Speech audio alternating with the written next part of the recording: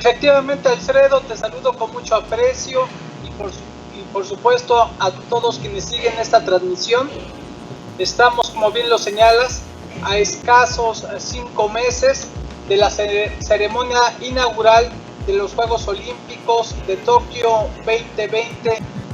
Sí, Alfredo, pues creo que ayer se dio un conversatorio muy interesante, teniendo como sede el Comité Olímpico Mexicano en una transmisión virtual, en donde participaron más de 35 medallistas olímpicos mexicanos, más de 50 olímpicas y olímpicos de nuestro país, el presidente Carlos Padilla Becerra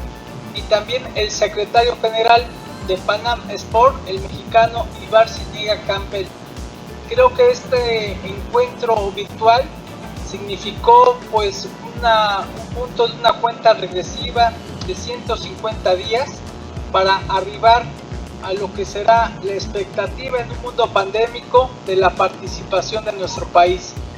Hoy por hoy estamos ciertos de que hay algunas dudas que pudieran haberse planteado. Ayer la presentación de Ibar Ziniga despeja muchas de estas incógnitas, sobre todo porque refiere la forma en donde pudiera ser unos Juegos Olímpicos distintos, con medidas sanitarias muy particulares, posiblemente con escaso público en las competiciones, pero al fin y al cabo unos Juegos Olímpicos direccionados en torno a lo que son diversos acontecimientos. Creo que, como bien lo ha señalado, hay una expectativa trascendental, no solo en el capítulo México, sino a nivel global, por todo lo que serán los Juegos Olímpicos y Paralímpicos de Tokio. Hay que recordar que solo el 45% de los procesos clasificatorios hasta el día de hoy se han presentado, es decir, falta todavía el 55% de las disciplinas para clasificarse, y dentro de todo ese escenario estamos pues muy interesados en que México incremente su participación. Algo que se subrayó el día de ayer por parte del secretario general de Panam Sport, el maestro Ibar Ziniga, fue que dentro de las medidas que está generando el Comité Olímpico Internacional y el Comité Organizador de los Juegos Olímpicos y Paralímpicos es no pedir de manera obligatoria la vacuna contra el COVID-19. Esto en respeto a los procesos de cada país para generar la inoculación y que no haya una problemática de carácter social o política por anteceder en la lista de prioridades o en el orden de prelación a las comunidades que van a representar a diversos países en los Juegos Olímpicos. En el caso de México concretamente, bien lo expresaba el licenciado Carlos Padilla, presidente del Comité Olímpico Mexicano, se ha hecho una gestión con el gobierno federal a efecto de que en mayo pudiera ser adelantada la inoculación a la delegación mexicana que participará en estos episodios. No obstante, a sabiendas de que durante el mes de mayo estará muy cargada la agenda sobre los procesos clasificatorios que se van a dar a nivel internacional. Entonces, Alfredo, yo creo que hay una serie de variables muy interesantes sobre lo que podrán ser los Juegos Olímpicos y Paralímpicos, pero sobre todo en el marco de cuidar la salud de quienes asisten, de los equipos multidisciplinarios y del público, si es que está integrado a los escenarios olímpicos. Creo que será una determinación que tome el comité organizador en las próximas semanas, pero hoy por hoy lo que sí podemos asegurar es que habrán Juegos Olímpicos y México estará presente. Habría que destacar dos aspectos en la delegación que hoy está clasificada. Uno tocante a que el béisbol logró sorpresivamente su clasificación. Serán solo 6 equipos los que participen en los Juegos Olímpicos, y también el softball de carácter femenil. Y se espera la clasificación del fútbol varonil, que tiene su clasificatorio en la ciudad de Guadalajara, Jalisco, México. Así que la expectativa es que México por lo menos tenga 3 equipos representándonos, algo que no ha sucedido hace muchas décadas, así que sería el fútbol varonil, el softball femenil y el béisbol quienes estarían en busca de medallas y que sin duda alguna pues tendrán una gran oportunidad, ya que la participación de los equipos va a ser restringida. Hoy en día sabemos que los peloteros más importantes estarán ahí representando a los diversos países, pero ganando 1 o 2 partidos se aseguraría la medalla de bronce en cualquiera de estas disciplinas. De todo ese proceso, el previo, la estancia y por supuesto el retorno de nuestros atletas que pues está trabajando muy sigilosamente, puntualmente, y que es muy importante también que lo compartas, Daniel. Te escuchamos. Aquí es importante señalar que el mundo pandémico ha cambiado los escenarios globales, también de carácter local, y uno de los efectos que se están generando es que la preparación de los atletas no está siendo como ocurría en antaño, a través de un fogueo internacional, de la ocupación de instalaciones de acuerdo a cada una de las disciplinas, sino que esto se ha circunscrito a un esfuerzo muchas veces personal, familiar, de algunas federaciones, de algunos institutos del deporte a nivel municipal o estatal, y como consecuencia de la determinación de una serie de reglas para participar en los Juegos Olímpicos y Paralímpicos, en donde destaco 2 de ellas, Alfredo. Los atletas tienen que arribar a los aeropuertos presentando una prueba en donde se otorgue el negativo del COVID-19 bajo la vía PCR. Adicionalmente, en los aeropuertos se hará otra prueba al llegar a Japón. Se tendrá que llegar 4 días antes y se podrá estar única y exclusivamente 48 horas como máximo después de la competición. Entonces, esto es un tema importante a señalar, porque de acuerdo a los expertos, el cambio de uso horario genera que por cada hora que hay de diferencia tuviera que haber un día de adaptación. Esto nos hablaría de entre 12 y 14 días, porque hoy por hoy el cambio de uso horario con Japón es de 14 horas, es decir, van 14 horas adelante que el uso horario en México. Entonces, hablar entre 12, 14 y hasta 16 horas nos haría pensar la necesidad de campamentos de adaptación de por lo menos ese número de días, situación que no se va a poder presentar.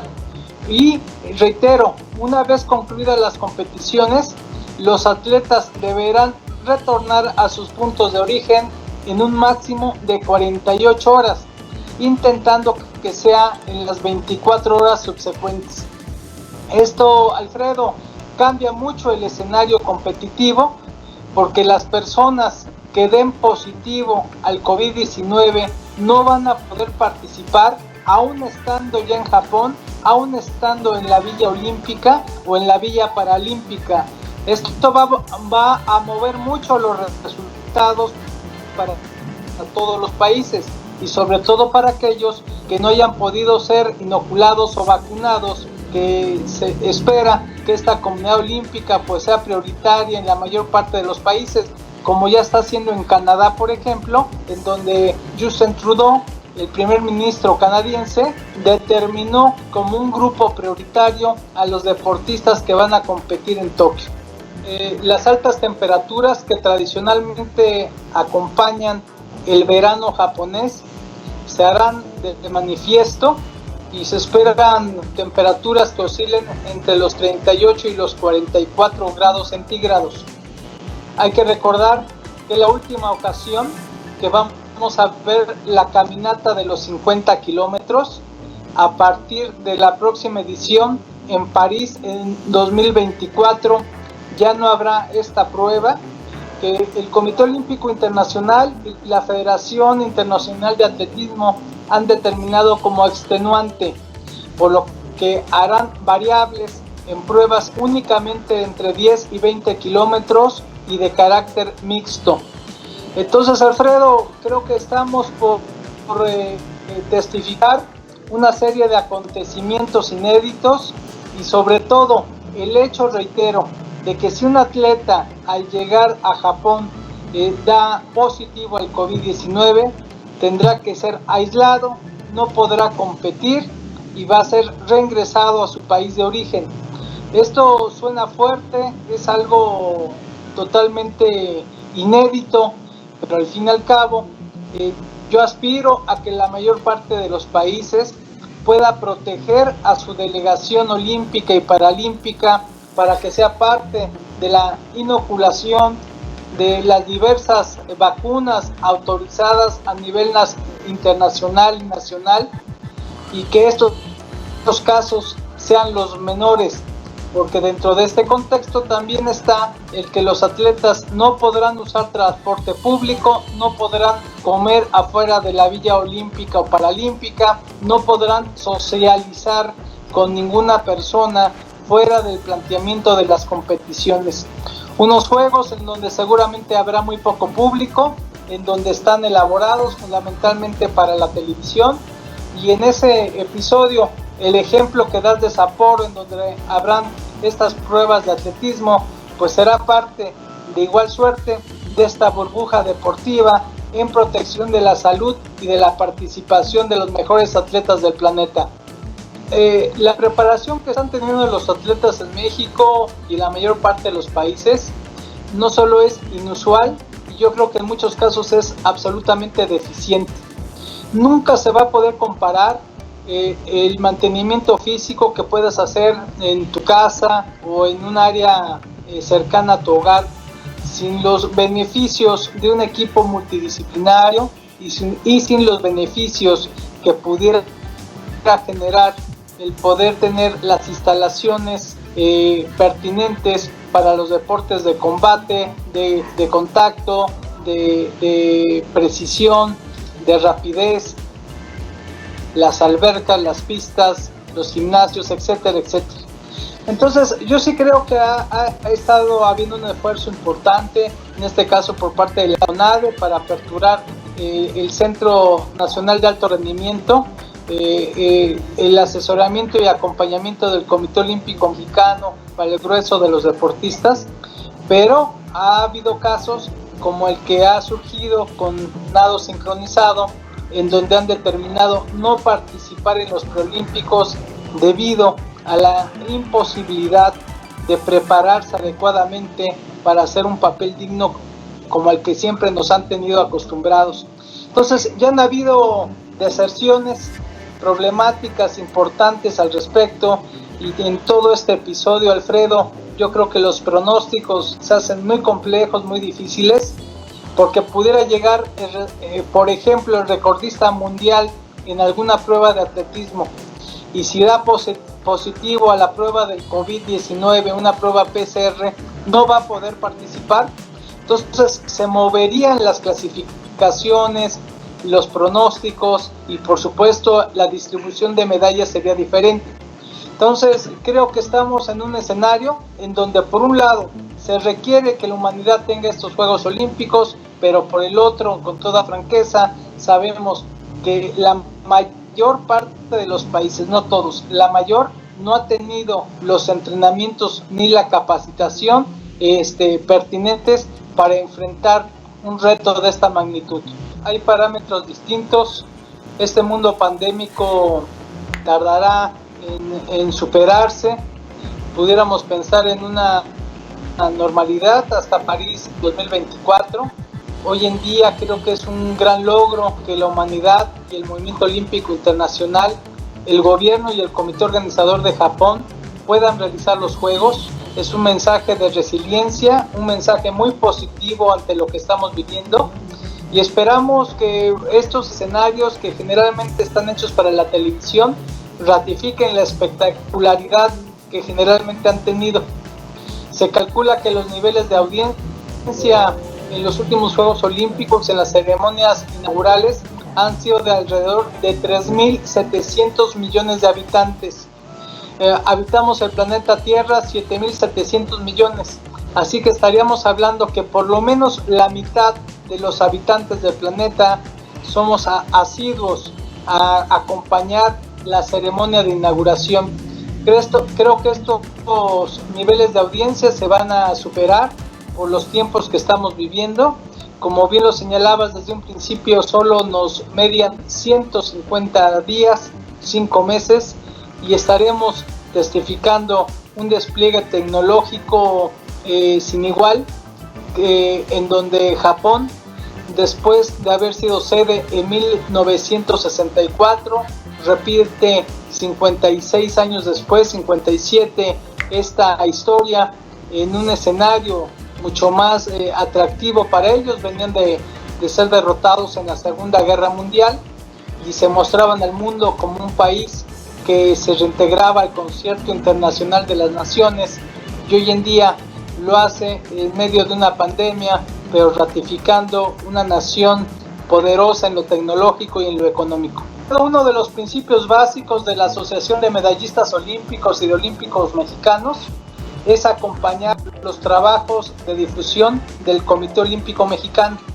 Y esto es importante subrayarlo, porque no se entendería el propósito de estas asociaciones civiles si no fuera otra cosa que promover el olimpismo, los principales valores, como en donde destaca la excelencia, el respeto, la igualdad, sobre todo la igualdad y también la paz. Entonces, dentro de este tipo de conceptos hemos implementado una serie de programas también alineados a la Asociación Mundial de Olímpicos, en donde, por cierto, este viernes tendremos una reunión del continente americano y en donde México hará una presentación de aquellas actividades que vamos realizando. Y yo destacaría 3 fundamentalmente. La primera de ellas, poner a disposición de la sociedad la experiencia de quienes han ganado una o más preseas olímpicas o de quienes han participado en Juegos Olímpicos. En segundo lugar, el constituir la posibilidad de acceder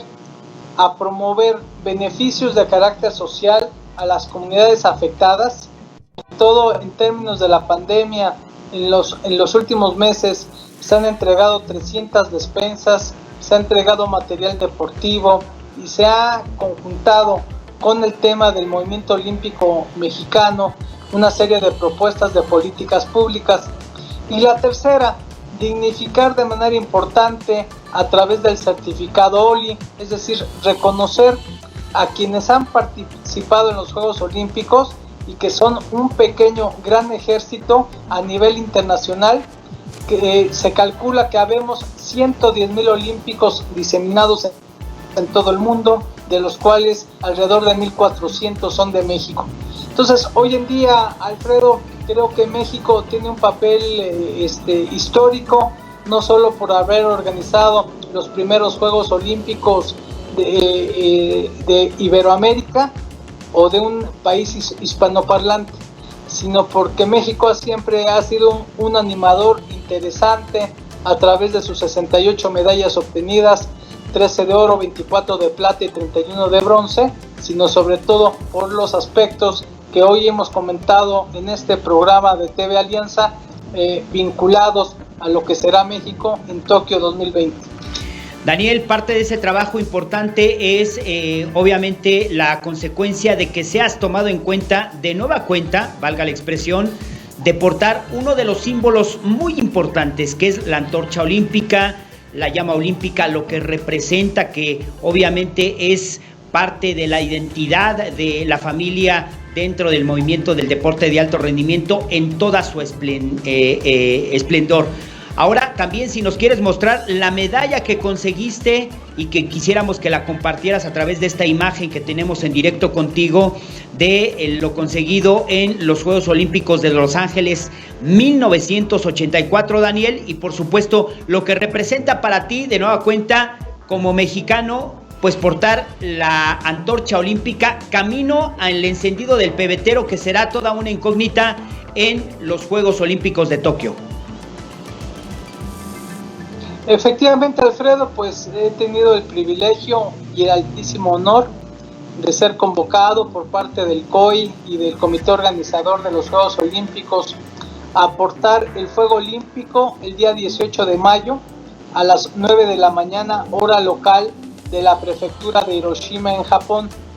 Es un honor que comparto de manera importante Al fin y al cabo sabemos que los símbolos olímpicos son trascendentales. Uno de ellos pues son los aros olímpicos, la bandera olímpica, el himno olímpico,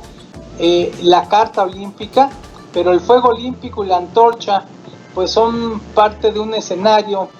que no solo recoge aspectos de la historia antigua y contemporánea de los Juegos Olímpicos, sino que ser parte precisamente de este recorrido pues nos llena de gratitud, de humildad, porque al fin y al cabo el que hubiera una valoración sobre algunos trabajos, aportaciones que se realizan en torno al movimiento olímpico, pues nos hace sentir estimulados y muy agradecidos. Una ideología común que promovemos con la comunidad olímpica es ser mujeres y hombres con más proyectos que recuerdos. Y dentro de este contexto, hoy por hoy, pues acrecentar la presencia del movimiento olímpico y de su filosofía a la sociedad, el poder reinventarnos en un mundo pandémico, en un mundo con problemas sociales, políticos, económicos y sanitarios, en donde el deporte tiene un peso muy importante. El promover este alineamiento con los objetivos del desarrollo sustentable de la Organización de las Naciones Unidas, en donde el tema del deporte y la cultura física pueden propiciar beneficios tangibles y medibles, y por otro lado acompañar también este programa de activación física de la Organización Mundial de la Salud. Actualmente pues hemos estado tratando de generar no solo sinergias sino transversalidades con la Fundación Alfredo Harpelú para el Deporte, que es donde yo me desempeño laboralmente, y sobre todo buscar en estos ángulos una participación en donde se reconozca la trascendencia de los temas que hoy nos unen, como es el deporte y la cultura física, con temas de salud, educación, bienestar social, economía y seguridad pública. Pues hace ya 35, 36 años, en alguna ocasión en donde se le había dado un tratamiento a la propia medalla para que al ser de plata no se decolorara. En la alcaldía en ese entonces, delegación de Coyoacán, pues me sustrajeron el vehículo, me robaron el carro y ahí iban muchas pertenencias, entre ellas la medalla. De manera resumida, por cuestiones de tiempo, les comento que tuve la intervención de algunas personas en esa procuraduría. Me dijeron que seguramente localizarían el vehículo, cosa que nunca ocurrió,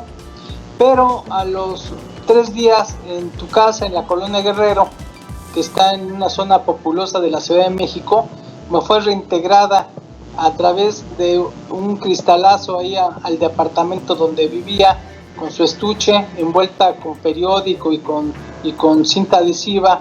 y pues seguramente las personas que robaron el vehículo pues eran de mi mismo barrio, tanto así que pues se solidarizaron conmigo en términos de saber que una medalla no tiene un valor económico como tal, tiene un valor estimativo. Este tipo de preseas no tienen metales preciosos, sino simplemente valen lo que el mundo olímpico les da como valía, valen lo que es tu esfuerzo, lo que es la historia de tu deporte, lo que es la historia personal. Entonces así fue, Alfredo, pues que afortunadamente recuperé por esa vía esta presea olímpica, que es parte de la historia, y sobre todo pues con la gratitud a las circunstancias y a la vida de que pues nos ha permitido ser medallistas olímpicos, y que eso pues nos ha generado pues un acercamiento a esto que bien señalas, un movimiento que está por encima de temas religiosos, políticos, raciales o económicos. Como sabemos, se han estado agregando diversas disciplinas, recientemente el surf, la escalada, algunas otras manifestaciones como el karate, y yo creo que mientras haya una actividad física de por medio, de mi parte y a título personal, comparto que la comercialización de este tipo de deportes coadyuvan al mantenimiento de los patrocinios. En lo que yo no estaría de acuerdo de ninguna manera, Alfredo, es que los eSports pudieran ser parte de un programa olímpico. Entonces, yo ahí sí tengo una postura, reitero, personal, no es colegiada, de que los eSports fomentan el sedentarismo, fomentan la inactividad física y que son expresiones tecnológicas muy respetables. Creo que requiere habilidades intelectuales, pero no pasar de un estado de reposo a un estado de movimiento. Y hoy el mundo está sufriendo enfermedades no transmisibles precisamente por esto. Entonces creo que las expresiones deportivas son bienvenidas mientras sean eso, expresiones deportivas, pero la tecnología interpretada como una actividad del deporte creo que está fuera de sentido desde mi personal punto de vista.